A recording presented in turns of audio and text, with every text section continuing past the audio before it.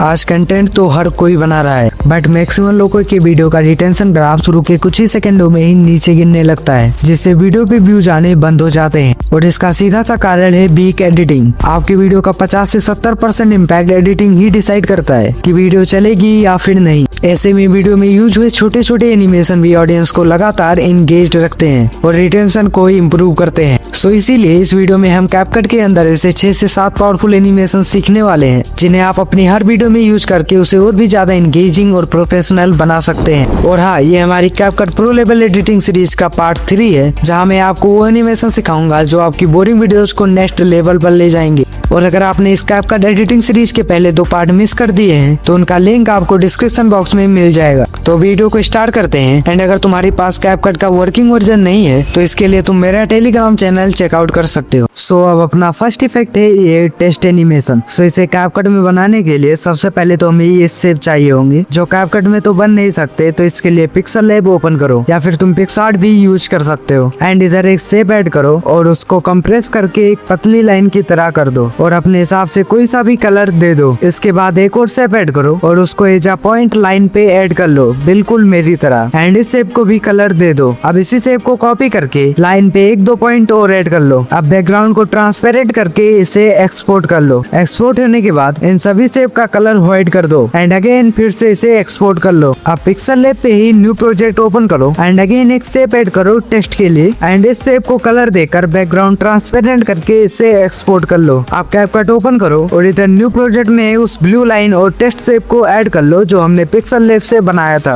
अब line shape को screen पे अच्छे से फिट करो एंड अब ओवरले में व्हाइट लाइन शेप को ऐड करो और उसको भी ब्लू लाइन की तरह सेम साइज पोजीशन पे फिट कर दो। अब व्हाइट लाइन की लेयर को सभी लेयर के पीछे कर दो। इसके बाद ब्लू लाइन शेप के मास्क ऑप्शन पे आ जाओ और हॉरिजॉन्टल मास्क सेलेक्ट करके 90 डिग्री पे रोटेट कर दो और मास्क लाइन को पूरा लेफ्ट साइड में स्क्रीन के बाहर कर दो और ब्लू लाइन लेयर के एकदम स्टार्टिंग में एक की फ्रेम लगा दो। देन अपने हिसाब से कुछ दूरी पे सेकंड की फ्रेम भी लगा दो और उस की फ्रेम पर मास्क लाइन को पूरा राइट साइड में खींच दो। अब इसमें लोडिंग बार जैसा एनिमेशन आ चुका है एंड इसके ग्राफ में जाकर कुछ ऐसा ग्राफ बना लो। अब बारी है टेस्ट शेप का, जिसका साइड एडजस्ट करके उसके पोजीशन को लाइन पॉइंटर के सीधा ऊपर कर दो एंड शेप के स्टार्टिंग में एक की फ्रेम लगाओ एंड 1 सेकंड पे सेकंड की फ्रेम भी लगा दो। फर्स्ट की फ्रेम पे आके शेप के साइज को पूरा छोटा कर दो एंड पोजीशन लाइन के पॉइंटर पे कर दो। इसके बाद टेक्स्ट शेप के लेयर को सबके पीछे कर दो। अब की फ्रेम के बीच कुछ ऐसा ग्राफ बना लो। अब ऐसे ही बाकी सभी पार्ट्स पे भी ये टेक्स्ट शेप ऐड कर लो डुप्लीकेट करके। अब सभी टेक्स्ट शेप के टाइमिंग को ब्लू लाइन के लोडिंग बार एनिमेशन के अकॉर्डिंग एडजस्ट कर लो, जिससे लोडिंग बार के अकॉर्डिंग टेक्स्ट शेप स्क्रीन पे अपीयर हो। ये होने के बाद अपना टेक्स्ट ऐड करो, उसमें कोई एनिमेशन ऐड करो एंड इस टेक्स्ट को कुछ मेरी तरह ही शेप पे अच्छे से फिट कर लो और साथ ही इसके टाइमिंग को भी अच्छे से फिट कर लो एंड ऐसे ही सभी शेप पे भी टेक्स्ट ऐड कर दो। अब ये एनिमेशन रेडी है एंड इसमें ग्लो डालने के लिए इफेक्ट टैब में आ जाओ और ग्लो टू इफेक्ट ऐड करके इसके ऑब्जेक्ट पे जाकर ऑल ऑब्जेक्ट को सिलेक्ट करके इसके साइज और ग्लो को एडजस्ट कर लो एंड टेक्स्ट में इफेक्ट अप्लाई करने के लिए लेयर ऑप्शन पे आकर ग्लो इफेक्ट को पकड़कर सबसे आगे लाकर पटक दो। इसके बाद ये एनिमेशन रेडी है। अब इसे एक्सपोर्ट कर लो एंड अगेन न्यू प्रोजेक्ट में आकर उसी एनिमेशन को ऐड करो और उसके स्टार्टिंग में एक की फ्रेम एंड सेकंड की फ्रेम वहाँ लगाओ जहाँ पे लास्ट टेक्स्ट शेप अपीयर हो। इसके बाद इसके ग्राफ में आकर क्यूबिक इन ग्राफ अप्लाई कर दो या अपने हिसाब से ग्राफ बना लेना। अब ये पूरी तरह रेडी है। सो अब अपना नेक्स्ट एनिमेशन है ये फाइल एनिमेशन। तो इसे बनाने के लिए पहले तो हमें ये 2 शेप चाहिए होंगे जो कि तुम पिक्सल लैब से बना सकते हो, पर ये थोड़ा टफ हो सकता है तुम्हारे लिए। तो मैं ये दोनों शेप अपने टेलीग्राम चैनल पे अपलोड कर दूंगा, सो वहाँ से डाउनलोड कर लेना। इसके बाद कैपकट ओपन करो एंड फाइल के वो दोनों शेप को ऐड कर लो एंड इनके साइज और पोजीशन को सेट करके ऊपर वाले हाफ शेप के स्प्लाइस ऑप्शन पे जाके उसका ऑपेसिटी हल्का सा कम कर दो। इसके बाद फाइल के अंदर से जो कुछ भी निकालना है उसे ओवरले में अपलोड कर लो।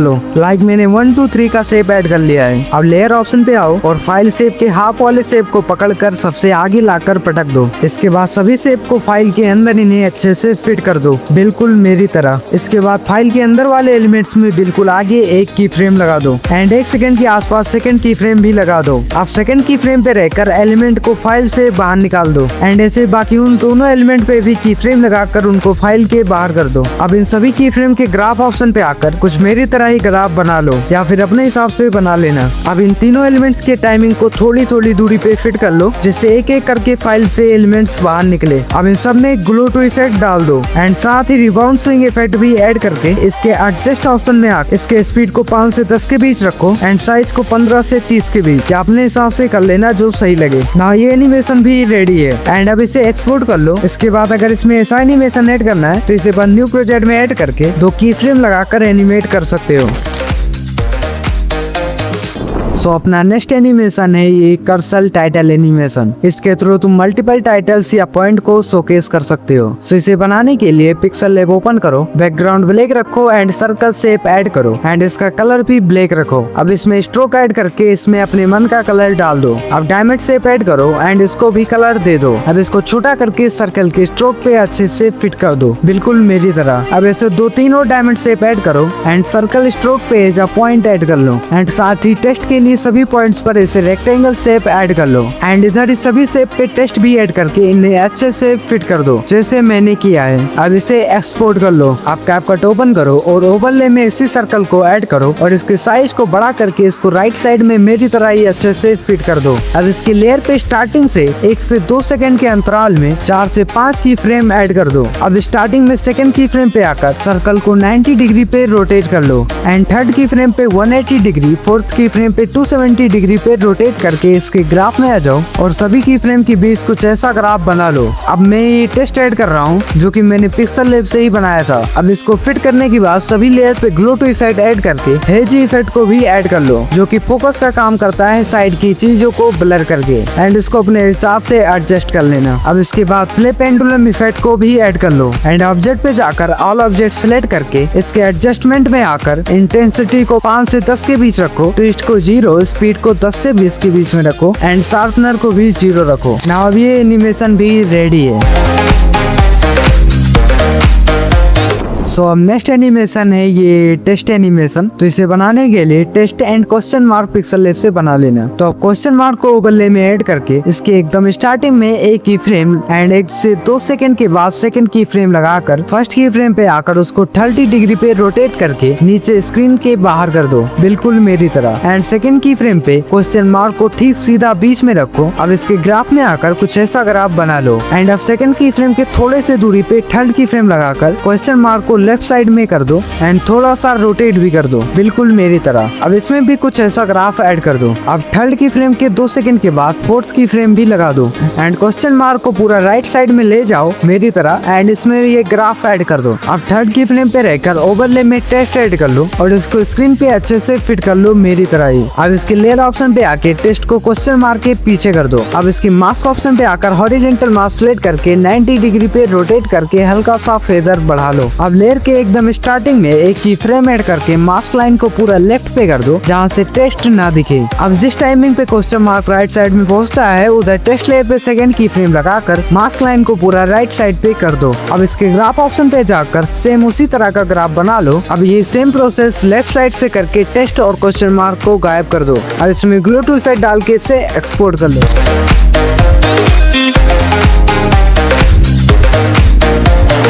सो अब हमने काफी एनिमेशन बना लिए हैं, तो अब कैपकट में ये ट्रांजिशन बनाना भी सीख लेते हैं। तो इसको बनाने के लिए हमें ये लंबा सा बैकग्राउंड एंड ये क्लॉक का वीडियो चाहिए होगा, जो तुम्हें मेरे टेलीग्राम चैनल पे मिल जाएगा। बाकी जरूरी नहीं है कि तुम सेम ही एलिमेंट्स का यूज करो, तुम अपने हिसाब से मॉडिफाई कर सकते हो। तो अब बैकग्राउंड को ओवरले में ऐड करने के बाद इसको जूम करके स्क्रीन पे फिट कर दो। अब मास्क ऑप्शन पे आके सर्कल मास्क को सिलेक्ट करके इसे इन्वर्ट कर दो एंड मास्क के साइज को एडजस्ट कर लो। अब बैकग्राउंड लेयर के स्टार्टिंग में एक की फ्रेम लगाओ एंड 1 सेकंड के आसपास सेकंड की फ्रेम भी लगा लो। फर्स्ट की फ्रेम पे आकर बैकग्राउंड को इतना जूम करो कि वो स्क्रीन पे विजुअल ना हो। इसके बाद इसके ग्राफ में आकर कुछ ऐसा ग्राफ बना लो। बाकी ग्राफ को तुम एडिट के टाइम पे अपने हिसाब से एडजस्ट करते रहना। इसके बाद दोनों की फ्रेम के बीच के टाइमिंग पे रहकर ये क्लॉक वीडियो को ओवरले ऐड कर लो एंड इसके मास्क ऑप्शन पे आकर सर्कल मास्क सिलेक्ट करके क्लॉक एरिया को सिलेक्ट कर लो। अब लेयर ऑप्शन पे आकर क्लॉक को बैकग्राउंड के पीछे कर दो एंड क्लॉक को बैकग्राउंड के सर्कल पे अच्छे से फिट कर दो। अब क्लॉक लेयर के एकदम स्टार्टिंग में की फ्रेम और 1 सेकंड के आसपास सेकंड की फ्रेम भी लगा दो।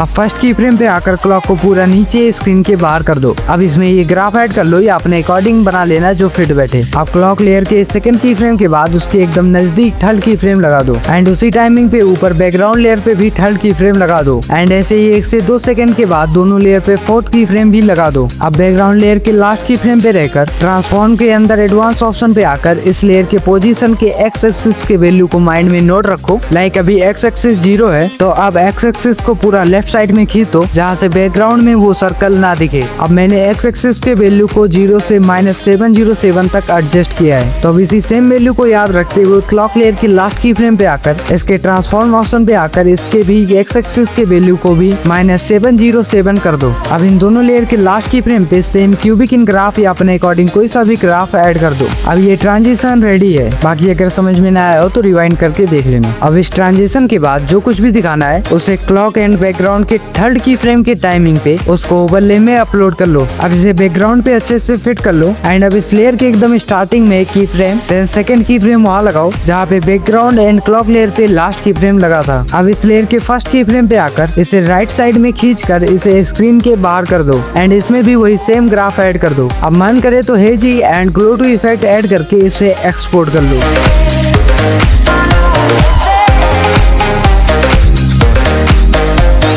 तो स्क्रीन पे वीडियो एग्जाम्पल्स या रिजल्ट को नॉर्मली दिखाने से अच्छा है कि तुम इसे कुछ इस तरह से मॉनिटर में दिखाओ। तो इसे बनाने के लिए हमें ये मॉनिटर PNG चाहिए जो तुम ChatGPT से बनवा सकते हो। तो अब कैपकट ओपन करो एंड पहले तो इधर कोई सा भी बैकग्राउंड ऐड करके रखो। अब मॉनिटर PNG ऐड करो एंड इसके साइज को एडजस्ट कर लो। अब मॉनिटर के डिस्प्ले पे जो कुछ भी दिखाना है उसे ओवरले में एक्सपोर्ट कर लो एंड इसको मॉनिटर पे अच्छे से फिट कर लो। इसके बाद वाइड एंगल इफेक्ट को ऐड करके ऑब्जेक्ट में आके ऑल ऑब्जेक्ट सिलेक्ट करके इसको अपने अकॉर्डिंग एडजस्ट कर लो। अब इसमें chromatic cord, hazy, glow two जैसे इफेक्ट भी अपने मन के हिसाब से डाल सकते हो।